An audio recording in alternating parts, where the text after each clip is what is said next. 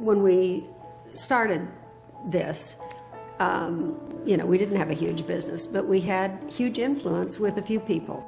I can remember many Christmases and Thanksgivings and other times where we were doing even just small gestures like bringing Christmas trees and presents to families in the area. It was impromptu. You don't have to plan everything. It doesn't have to have a brochure and a logo. Bring stuff, good stuff that you have, and we'll go give it out in neighborhoods, which is what we did. And we dragged our kids, trying to teach them you have and some don't.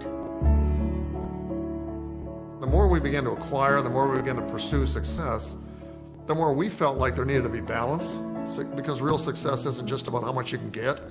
It had to be about significance as well as success. It had to be about purpose.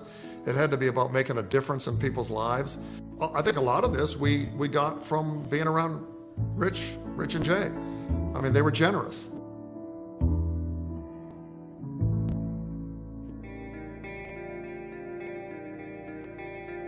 They have chosen to look at it almost more entrepreneurially. They've said, how can we not only give, but how can we multiply our giving? Now we have a whole organization that has come alongside Network 21. It's called Network of Caring. And we have a full-time staff member and does nothing but try to figure out how to make the most of the generosity that comes in. And Network of Caring exists to bring together those who have the need for help with those who have the need to help. Now this is multiplying around the world, and in some very wonderful ways it's almost getting out of control because we have people all over the world now who want to be a part of Network of Caring. Well, through Jim and Nancy, they gave us resources, finances to be able to purchase these chairs where we can refurbish them and donate them to young kids to play wheelchair soccer and change their lives forever. It wasn't about the sport. It was about what it did to them when they competed and when they were in fellowship. And we saw what it did for our son, and we realized it would do that for many other people. We've started teams literally in many countries around the world, in Europe and in Asia, in Australia. We've encouraged that sport to grow, and it's become a global thing now with hundreds of people playing. We usually donate between 25, 30 a year where we can refurbish them. So we're real grateful to have Jim and Nancy and have their vision and their heart to be able to do this program for them.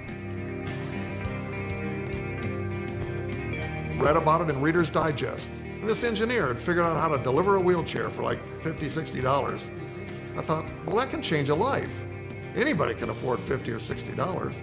So we began to talk to our group about getting a chair, or maybe getting a container of chairs. To go there, to actually be in Africa, when they were putting the chairs together and distributing them was one of the most amazing experiences of my life. And I can remember this one gentleman. He had these bandages on both his hands, his knees, and his feet, the tops of his feet, because he had been crawling, everywhere he had to get for basically his whole life. To our knowledge, he had never had a wheelchair. And now thousands and thousands of chairs are being delivered in Africa, Ukraine, and parts of Asia.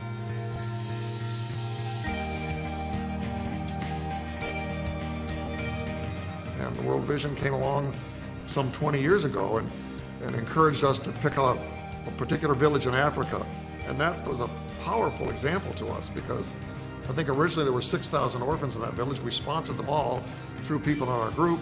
Ended up building schools and I think improving or building hospitals and wells and all the things that you do to change people's lives. Well, that was all done because a group of people all were willing to give a little bit of money per month to do it. And then that moved around the world to where today I think they tell us we're the largest corporate sponsor of children that World Vision's ever had. And we continue to do that to the tune of some $30, $40 million so far that's been given. Now we see it beginning to duplicate.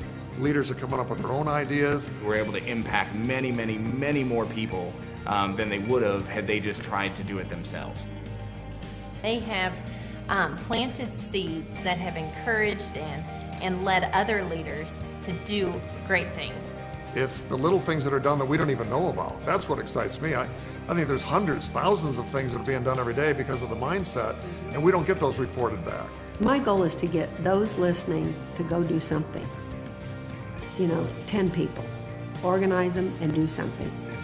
That's what makes life matter. That's what makes life significant, have purpose, have meaning.